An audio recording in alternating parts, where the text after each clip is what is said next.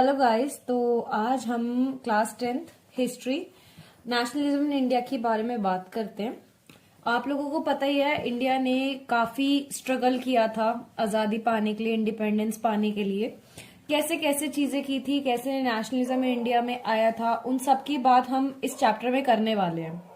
सबसे पहले क्या हुआ था कि फर्स्ट वर्ल्ड वॉर चल रहा था, तो उसकी वजह से काफी प्रॉब्लम्स भी इंडिया को फेस करनी पड़ी थी और काफी सारे ऐसे रीजंस भी थे जिसकी वजह से नेशनलिज्म इन इंडिया इमर्ज हुआ था। तो जो रीजंस थे, सबसे पहले वो ये था कि वॉर ने एक new economic and political situation जो थी आप लोगों के लिए क्रिएट कर दी थी, जिसकी वजह से इंक्रीज होने लग गए थे डिफेंस एक्सपेंडिचर्स में, टैक्सेस में, प्राइजेस में। इवन प्राइजेस तो डबल हो गए थे 1913 से 1918 के बीच में।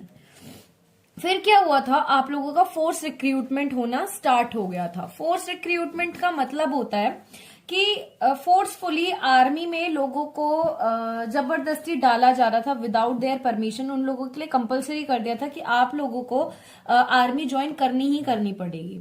उसके बाद जो नेक्स्ट प्रॉब्लम हुई थी वो ये कि क्रॉप जितनी भी थी वो फेल हो गई थी। इवन उसकी वजह से फूड शॉर्टेज भी होने लग गई थी, लोगों के पास खाने के लिए कुछ बचा नहीं था। उसके बाद इन्फ्लुएंजा एपिडेमिक भी हम लोगों को फेस करना पड़ा था। तो अभी जैसे हमने देखा नेशनलिज्म इन इंडिया का फर्स्ट वर्ल्ड वॉर। सबसे पहले तो मैं आपको बता दूं, ये आपका मेन टॉपिक है, the first world war, Khilafat and non cooperation. इसके अंदर आपको 3 टॉपिक मिल जाते हैं, idea of Satyagraha, Rowlatt act and why non cooperation movement. इन तीनों के ऊपर मैं अलग अलग आपको बता दूंगी क्या क्या चीजें हैं, और इनके अंदर भी काफी सारी चीजें, जैसे रॉलेट एक्ट में आपका जलियांवाला बाग मैसेकर और खिलाफत इशू भी आएगा, वो हम आगे देखेंगे। अभी हम बात करते हैं द आइडिया ऑफ सत्याग्रह। सबसे पहले बेसिकली हम ये देखते हैं कि सत्याग्रह आया कहां से था। तो हुआ क्या था कि 1915 में महात्मा गांधी इंडिया आए थे साउथ अफ्रीका से, और वो वहां पे इसलिए गए थे क्योंकि आप लोगों को पता ही है वहां पे ब्लैक एंड व्हाइट के बीच में काफी ज्यादा डिस्क्रिमिनेशन होता था। तो वहां पे उन्होंने रेसिस्ट रिज्म चलाया था, जिसका उन्होंने नाम सत्याग्रह रखा था, तो सत्याग्रह के 2 आइडियाज थे, that is the power of truth and the need to search for truth. Power of truth आप लोगों को पता ही है, सच की पावर, और उस सच को जानने के लिए क्या नीड है।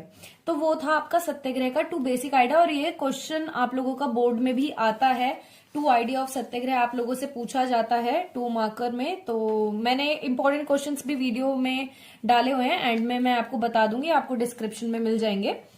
महात्मा गांधी बिलीव द धर्म ऑफ नॉन वायलेंस। अब ये क्या था, महात्मा गांधी हमेशा से बिलीव करते थे नॉन वायलेंस में, उनको वायलेंस बिल्कुल पसंद नहीं था। तो उन्होंने बोला, if the cause was true, if the struggle was against injustice, then physical force is not required. इसका मतलब क्या हुआ कि जब अगर हम सच के साथ हैं, हमारी सच के लिए लड़ाई है और इनजस्टिस के लिए लड़ाई है, तो हमें फिजिकल फोर्स लगाने की कोई भी जरूरत नहीं है। कोई भी जरूरत क्यों नहीं है, क्योंकि हम जब सच की राह पे हैं तो फिर हमें क्यों मार धाड़ करनी है। उसके बाद विदाउट सीकिंग वेंजेंस। वेंजेंस का मतलब होता है दैट इज रिवेंज। कोई रिवेंज नहीं लेना, कोई एग्रेसिव स्टेप्स नहीं लेने, तो भी सत्याग्रही जो है वो अपनी बैटल जीत सकते हैं थ्रू नॉन वायलेंस। तो जैसे अभी हमने बात करी कि महात्मा गांधी को नॉन वायलेंस से अपनी लड़ाई लड़नी थी, तो वो कैसे होगी, how this could be done. तो by appealing to the conscience of the oppressor, persuaded to see the truth instead of being forced to accept the truth। उनको फोर्स नहीं करना है कि आप ट्रुथ को एक्सेप्ट करो और वॉयलेंस वगैरह यूज करके उन लोगों को बोलो कि नहीं आप ये मानो। वो चाहते थे लोग खुद उस ट्रुथ को एक्सेप्ट करें। तो इसके साथ ही साथ महात्मा गांधी ने 3 सत्याग्रही मूवमेंट्स आप लोगों के स्टार्ट किए थे। एक था आपका 1917 में, that is Champaran, Bihar, to inspire the peasants to struggle against the oppressive plantation system. वहां पे ऑपरेसिव प्लांटेशन सिस्टम चल रहा था, मतलब ये भी आपको पढ़ने को मिलेगा स्वराज वाले में, मैं आपको वहां पे डिटेल में बता दूंगी। Then Kheda district in Gujarat, यहाँ पे ये गए थे पीजेंट्स को सपोर्ट करने के लिए, क्योंकि वहां पे क्रॉप फेलियर हो गई थी और साथ ही साथ प्लेग एपिडेमिक भी आ गया था, जिसकी वजह से लोग जो अपना रेवेन्यू था उसमें से टैक्स नहीं पे कर पा रहे थे, और साथ ही साथ वो लोग डिमांड कर रहे थे कि उनका जो रेवेन्यू कलेक्शन है उसको रिलैक्स कर दिया जाए। उसके बाद अहमदाबाद गए थे वो सत्याग्रह को ऑर्गेनाइज करने कॉटन मिल वर्कर्स के लिए। ठीक है, अब यहाँ पे कुछ इसी टॉपिक के इंपॉर्टेंट क्वेश्चंस हैं, आप लोग वीडियो को रोक के स्क्रीनशॉट ले सकते हैं। ये बेसिकली बहुत ज्यादा पूछे जाने वाले क्वेश्चंस हैं। What were the idea of satyagraha? What was the belief of Mahatma Gandhi? What were the various satyagraha movement organized by the Mahatma Gandhi?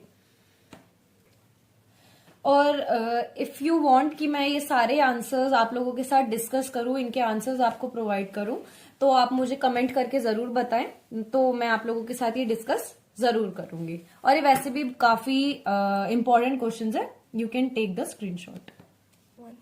अब जैसे आप लोगों ने देख लिया आइडिया ऑफ सत्याग्रह, मैंने आपको बताया था उसका नेक्स्ट टॉपिक सब टॉपिक है रोलेक्ट एक्ट, जो कि 1919 में आया था। गांधी जी ने डिसाइड किया था कि वो सत्याग्रह मूवमेंट जो है अगेंस्ट द रोलेक्ट एक्ट पास करेंगे। तो सबसे पहले हमें ये तो जानना पड़ेगा ना कि रोलेक्ट एक्ट क्या है, किसने पास किया था।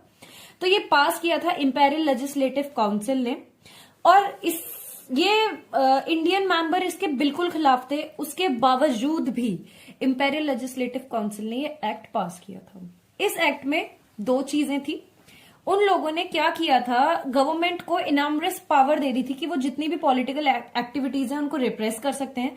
साथ ही साथ उन लोगों ने जितने भी पॉलिटिकल प्रिजनर्स थे उनको डिटेन कर लिया था, और वो 2 साल तक ट्रायल भी नहीं कर सकते थे। ट्रायल आप लोगों को पता ही है कि कोर्ट जाके पिटीशंस वगैरह फाइल करके अपनी बेल वगैरह करवा सकते थे, पर उनको कोई भी ट्रायल भी नहीं मिलेगा। अप्रैल 6, अप्रैल 10 एंड अप्रैल 13।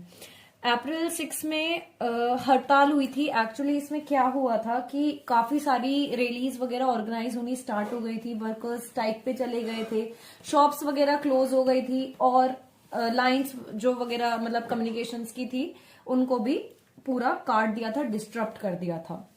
साथ ही साथ जितने भी लोकल लीडर्स थे उनको अमृतसर से उठवा लिया गया था, और महात्मा गांधी को भी दिल्ली में एंटर करने से मना कर दिया था। अप्रैल 10 को मार्शल लॉ इम्पोज कर दिया था, और जनरल डायर को कमांड दे दिया गया था ताकि पीसफुल प्रोसेशन आपका बना रहे। ठीक है, उसके बाद क्या हुआ था, अप्रैल 13 जो कि आप लोगों ने वाइडली फेमस सुना ही होगा, जलियांवाला बाग मैसेकर 1919 में हुआ था।